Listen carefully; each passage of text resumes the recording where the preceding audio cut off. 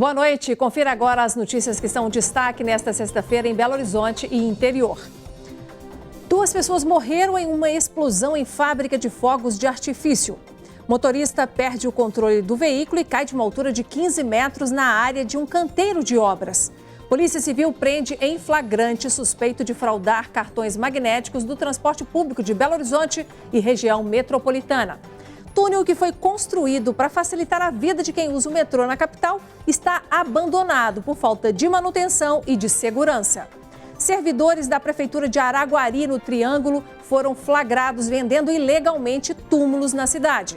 Feira com produtos da agricultura familiar atrai centenas de pessoas à capital, com a expectativa de gerar mais de 6 milhões de reais em negócios.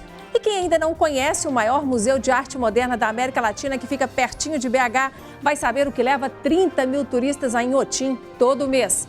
E hoje tem estreia de colunista, é o escritor Pedro Maciel. Tudo isso e muito mais no Jornal Band Minas, que está no ar.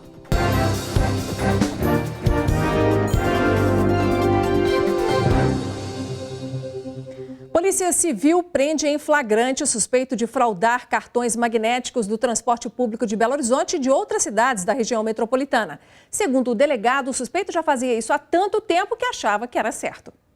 No áudio enviado pelo suspeito pelo WhatsApp, ele informava sobre os serviços prestados. Descarregamos. Cartões Ótimo e BH Bus. Falar com o Rubão. Fone e WhatsApp. Rubens Ramos de Queiroz, de 45 anos, tinha uma loja de fachada de venda de discos na Praça da Estação, que na verdade funcionava como ponto de venda de passagens. O local fica a 5 passos de uma catraca do MOV, o que, segundo a polícia, facilitava o esquema criminoso. De acordo com as investigações, os titulares deixavam os cartões com o Rubens, que os retinha na loja e descarregava em até 15 dias, ficando com 55% do valor arrecadado. A pessoa interessada em comprar passagem chegava na loja, efetuava a compra dessa passagem, ele ia com ela até a catraca do MOV, liberava a entrada e voltava para a loja. A passagem era vendida por R$ 3,75, quando na bilheteria do MOV o preço praticado é de R$ 4,05.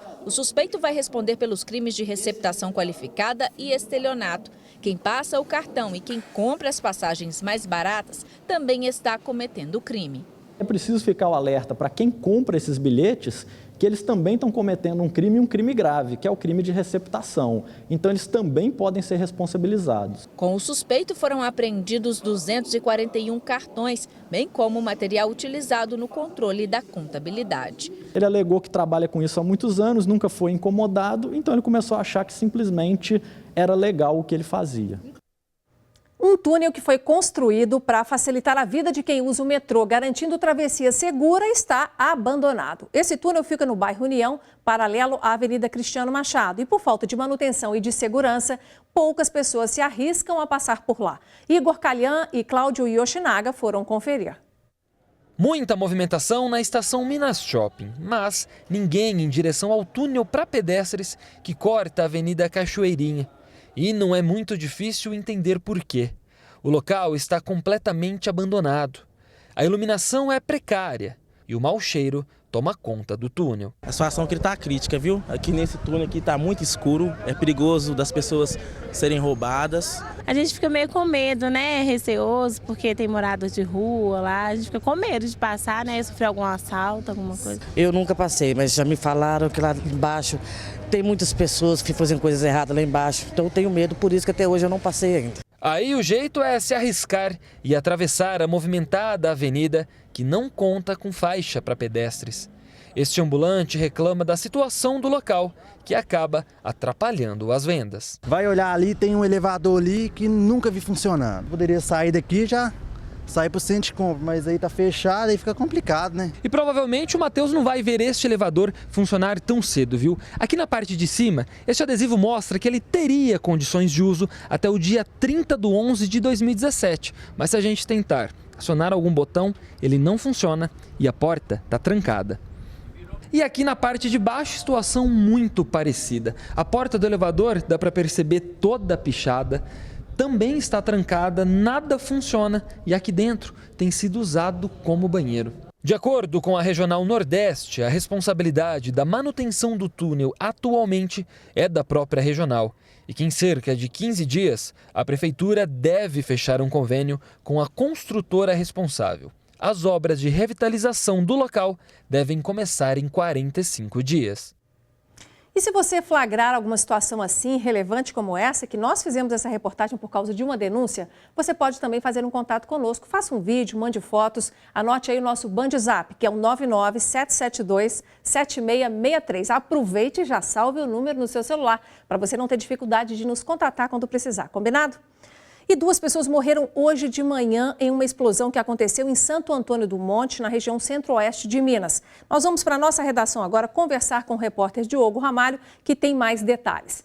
Boa noite, Diogo. Já se sabe a causa de mais uma explosão lá na cidade?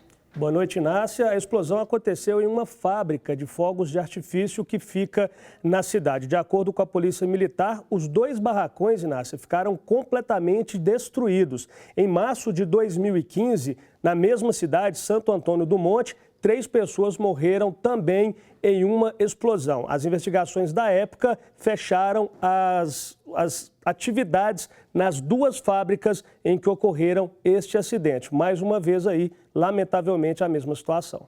Obrigada, Diogo. Com certeza lamentável. Por quê? Porque a gente sabe que isso volta a acontecer de novo, então tem que aumentar a fiscalização e os investimentos das empresas em segurança.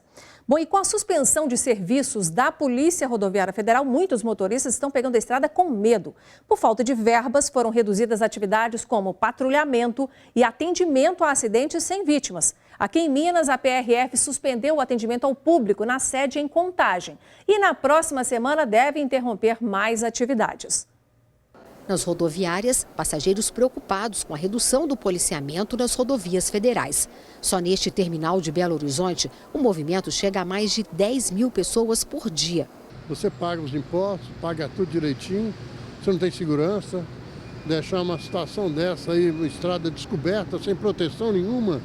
Então a bandidagem, infelizmente, vai tomar conta. Neste ônibus que saiu da capital mineira em direção ao Rio de Janeiro, o clima era de medo e de insegurança. A gente pede socorro primeiramente a eles não vão estar na estrada, vai ficar mais complicado, né? Com eles já estão difíceis, sem eles então pior ainda. Assalto, sequestro, isso aí a gente fica muito receoso, né? Se tiver, a gente não sabe para quem apelar, né? A gente não sabe a quem é recorrer. A redução ou suspensão dos serviços nas rodovias federais é devido a um corte de 44% no orçamento previsto para o ano. Segundo a Polícia Rodoviária Federal, não há verba para combustível ou manutenção das viaturas e dos helicópteros. Postos rodoviários também serão fechados e não haverá atendimento a acidentes sem vítimas. Em alguns casos, o uso de radares será afetado por causa dos custos com o processamento das imagens e o envio das multas pelos correios. Com menos fiscalização nas rodovias federais, os motoristas imprudentes ficam mais livres para cometer infrações sem serem flagrados e multados. O excesso de velocidade e a ultrapassagem em local proibido são as principais causas dos acidentes graves. Como vai ter menos policial na rua, o pessoal não vai ter medo, né, de cometer atos infracionários. Hoje você não tem segurança mais, em lugar nenhum você não pode parar. No lugar que você parar, você é assaltado. A suspensão da escolta de cargas superdimensionadas por parte da PRF está prejudicando esta empresa. Aqui, 10 estão paradas nos pátios, aguardando uma autorização do Departamento Nacional de Infraestrutura de Transportes para que a companhia contrate uma escolta particular que possa fazer as interdições necessárias para o transporte delas. A consequência é perda de tempo pelo atraso no transporte, burocracia também e mais recursos que a gente tem que aplicar no transporte. Ou seja, o frete vai aumentar. Com certeza. A PRF já está em contato com o Ministério da Justiça e do Planejamento para tentar conseguir mais verbas para a corporação. Mas ainda não há uma previsão de quando os serviços serão normalizados. Servidores da Prefeitura de Araguari, no Triângulo Mineiro, foram flagrados vendendo túmulos ilegalmente na cidade. Todo o cemitério Bom Jesus em Araguari está sendo remapeado e os túmulos numerados através de imagens aéreas. O objetivo é cruzar os dados com esses documentos, registros dos túmulos desde 1982. Livros que foram apreendidos pelo Ministério Público Estadual na semana passada. para ajudar nas investigações que apuram venda irregular de sepulturas. Desde 2008 que não são realizadas novas concessões de espaço para sepultamento aqui no cemitério Bom Jesus, a não ser que o falecido tenha parentes enterrados aqui. O motivo é a superlotação. Mas as investigações do Ministério Público e da Prefeitura apontam que funcionários vendiam espaço de túmulos antigos, aqueles que não recebiam a visita e os cuidados de parentes há muito tempo e por isso eram vistos como abandonados. O secretário de Obras, por determinação do prefeito Márcio Coelho, começou a fazer um levantamento, inclusive fotográfico, de fotos aéreas do local, e onde ele está numerando cada sepultura existente nessas fotos, para que sejam cruzados os dados com os arquivos também, para verificar se tem alguma sepultura em abandono ou algum número em duplicidade. A decisão de digitalizar todos os documentos do cemitério só veio depois de descobrir que a falta de modernidade no sistema abriu brechas para fraudes. A atual gestão da prefeitura recebeu no início do ano as denúncias. Um processo administrativo foi aberto para apurar. Uma coveira foi afastada suspeita de estar envolvida no esquema. O promotor responsável pelos trabalhos não quis dar entrevista com mais detalhes da investigação. Daqui a pouco você vai ver que um idoso ficou ferido depois que o carro que ele dirigia caiu de uma altura de 15 metros dentro de um canteiro de obras. E ainda, o maior museu a céu aberto de arte contemporânea da América Latina pode ser o seu próximo passeio. Você gasta pouco mais de 1 hora para chegar lá, que tal? Enquanto turistas atravessam o país para vir conhecer Inhotim. Confira daqui a pouco.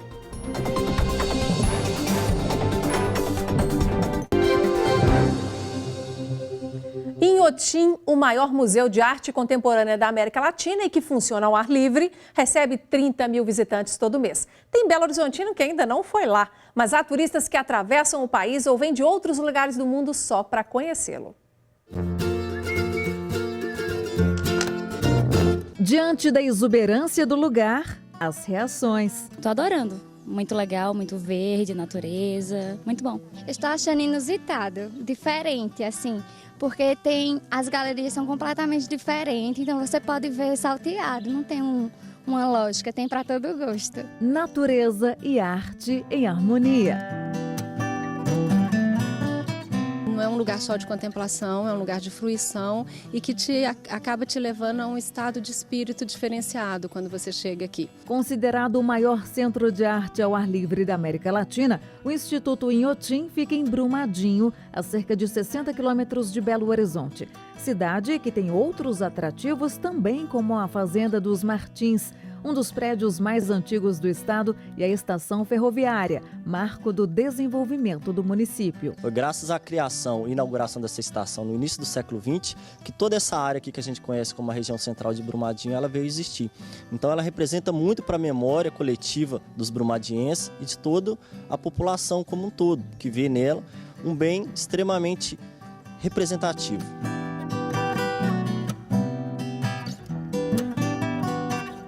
É no Inhotim que está a maior coleção de palmeiras do mundo. São 1.500 espécies. Aqui, a natureza também se transforma em obra de arte.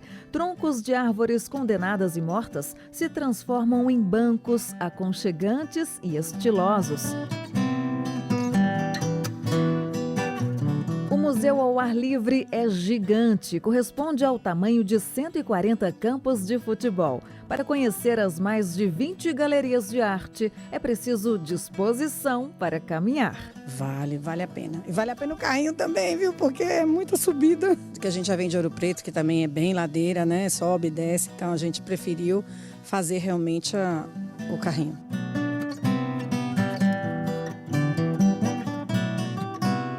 É um passeio encantador. Um encantamento, né? Uma coisa de outro mundo, a gente ter aqui no Brasil um trabalho tão bonito, né? Da natureza, quanto aqui. Estou encantado, realmente.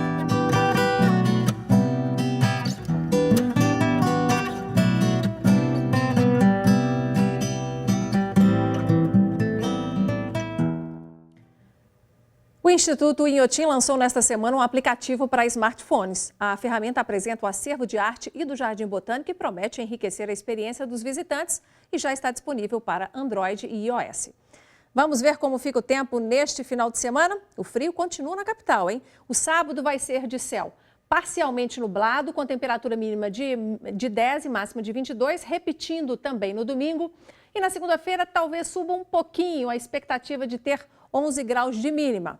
Bom, e hoje tem estreia de colunista no jornal Band Minas. Pedro Maciel é mineiro e escritor. O tema de hoje é o desânimo do brasileiro de fazer valer seus valores e sua honra. É para você assistir e passar o final de semana pensando. Confira. Não há outro regime mais perfeito do que a democracia.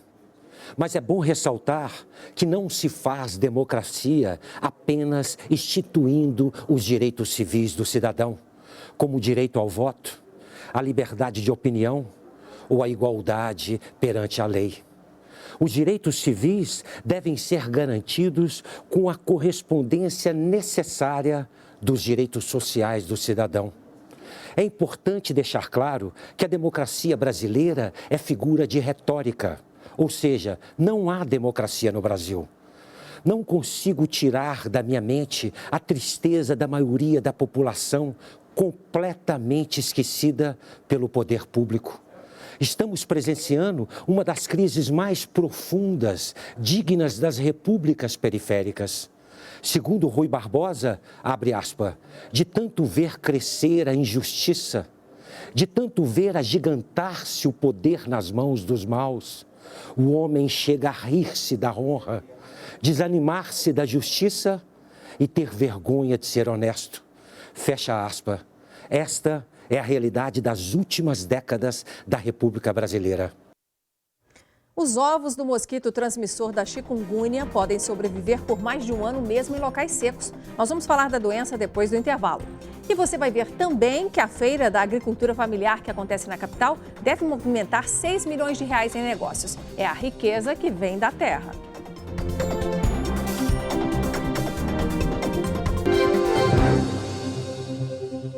Um veículo caiu de uma altura de 15 metros na região do Barro Preto, que fica na centro-sul da capital. Quem tem os detalhes é a Luciana Viana. Boa noite, Luciana. Esse acidente deixou feridos? Boa noite, Nácia. Boa noite a todos. Sim, motorista e passageiro chegaram a ter ferimentos leves, mas já foram liberados do hospital. Esse acidente foi na manhã de hoje, na Avenida Barbacena. De acordo com a Polícia Militar, um idoso que conduzia o veículo teria perdido o controle da direção. Ele chegou a encostar num flanelinha, atravessar uma avenida e ainda bater em outro carro até cair num canteiro de obras. E apesar da gravidade desse acidente, do grande susto, todos eles passam bem, tanto o idoso quanto o passageiro, o motorista do outro carro e o flanelinha. Inácia. Obrigada, Luciana. Que susto, hein? Bom, e os casos de chikungunya em Minas Gerais não param de crescer. Neste ano, a primeira morte pela doença foi confirmada no estado. Os ovos do mosquito transmissor podem sobreviver por mais de um ano, mesmo em locais secos. 6 meses depois de ter chikungunya, Mariana ainda sofre com dores no punho, no pé e agora com queda de cabelo. Uma característica da doença são as sequelas, que podem se prolongar por muito tempo. É desesperador, porque a gente fica pensando, gente, será que eu, daqui a uns anos, vou ainda ter efeito dessa doença? É muito complicado. Este ano, até o mês de maio, já foram registrados quase 81 mil casos suspeitos de chikungunya no país e 13 mortes. Somente em Minas Gerais já são 17 mil, contra 513 em todo o ano passado. A primeira morte no estado foi confirmada esta semana e outras 19 são investigadas. É um sinal de alerta, é um sinal de que o vírus está se espalhando rapidamente na nossa sociedade, no estado de Minas Gerais. A tendência de chegar e aumentar o número de casos para a próxima estação de verão, e mais mortalidades podem acontecer. A chikungunya é transmitida pelo mosquito Aedes aegypti, assim como a dengue e o zika vírus. Os sintomas também são parecidos, só que mais intensos, com dores fortes nas articulações, inchaços e fadiga. Crianças, idosos e quem tem baixa imunidade ficam mais vulneráveis à doença. Os ovos do mosquito que foram depositados no verão podem sobreviver por mais de 400 dias em locais secos até as larvas nascerem no período chuvoso. Por isso, agora é hora de fazer uma boa limpeza no quintal, nas calhas e em qualquer lugar que possa acumular água e virar um criadouro. Tem que prevenir mesmo, tem que jogar água parada fora, olhar os vasos de planta. Às vezes na sua casa pode ser um foco da doença. Você já pensou em plantar em casa e viver da venda de alimentos produzidos em pequenas propriedades? Essa é a realidade de milhões de brasileiros e a agricultura familiar é muito forte aqui e no interior de Minas. Um evento para fomentar este mercado acontece na capital e promete movimentar pelo menos 6 milhões de reais em negócios. A decoração já dá a dica. O campo, na cidade, é a AgriMinas, maior feira de agricultura familiar do estado, que chega à 11ª edição como uma grande vitrine para o setor e oportunidade de negócios. A agricultura familiar ela tem se mostrado no mercado, ela tem conseguido a competir com qualidade, quantidade, né, com produtos da agroecologia e orgânico. E a gente diversifica de tal modo que a gente consiga, durante o ano todo, ter produto para estar negociando, para melhorar a qualidade de vida e a renda das nossas famílias que estão no campo. São 160 estandes com variados produtos, a começar por aqueles que não faltam na mesa de um mineiro, o tradicional queijo e a famosa cachaça. João trouxe o premiado queijo da Serra do Salitre. Ele é envolto a uma capa preta. É um queijo que usa uma proteção, uma capa para maturação, um queijo de longa maturação. Um queijo pode maturar de 1 mês até 1 ano. Ele vai solidificando, calcificando. As particularidades do queijo deixam um sabor impressionante, um sabor muito marcante para um vinho, ocasião mais especial. Seu antenor experimentou e gostou. Excelente, muito bom, tá? O gosto do queijo é um, com a capa é outro. Carmen já preferiu adoçar o paladar. Delicioso mesmo. Vale a pena vir na feira. Quem tiver em casa, saia de casa e vem para a feira. Agora observe esse galo, ou melhor, super galo. 1,16 m de altura, 6 quilos, 16 meses. Já é um galo na fase adulta e com certeza é um galo que o pessoal compra ovos da gente, especialmente dele. Eu já tive pedido de ovos, especialmente de Sabaia, a R$600 a dúzia. É que o galo, chamado Superman, passou por melhoramento genético. Júlia, de 9 anos, tentou fazer carinho na mini versão do bichinho. Gostou? Adorei. E vejam só, a carne conservada na gordura em lata está de volta, mas numa nova versão. A lata, ela fica cara para mim, ela fica cara para você e cara para o meio ambiente, certo? Então a gente faz o quê? A gente põe numa embalagem mais ecologicamente correta, que é o plástico, certo? E além de mais, o plástico você consegue ver o que você está comprando. A agricultura familiar, num contexto nacional, ela hoje produz mais de 70% do alimento que entra na mesa de cada cidadão e cidadã do povo, né? E 80% ou mais do emprego que gera no campo é da agricultura familiar também. Sem agrotóxico. Essa é a principal pauta nossa. A feira de agricultura acontece até domingo na Serraria Souza Pinto. A meia entrada custa R$4. E uma última notícia, o Índice Nacional de Preços ao Consumidor Amplo, o IPCA, divulgado hoje pelo IBGE, apresentou a maior redução média de preços em BH e região metropolitana entre as 13 áreas pesquisadas. Uma variação na casa de 0,48% negativo, registrando a terceira melhor marca do país, com 2,21% em uma variação acumulada em 12 meses. A região metropolitana de BH fica atrás apenas de cidades importantes como Curitiba e Goiânia. À primeira vista, gente, esse movimento de queda de preços que se chama deflação parece algo muito bom. Só que nesta crise brava que o país enfrenta, indica principalmente que o consumidor está comprando menos, o que mostra que as indústrias estão sem motivo para aumentar a sua produção. E eu faço agora um convite para a gente encerrar o jornal de hoje. Se você flagrar alguma situação de interesse público, faça um vídeo ou mande fotos para o BandZap, sempre nesta posição com o seu aparelho. Anote aí, é o 997727663. Aproveite e salve o número aí no seu celular para não ter dificuldade de encontrar. Você também pode se comunicar conosco pelo e-mail redaçãomg@band.com.br. E se você quiser rever o jornal de hoje ou outras reportagens, acesse youtube.com/TV Band Minas. E eu quero agradecer a sua audiência por hoje, mas contar com você na próxima segunda-feira. Tenha um excelente final de semana. Boa noite.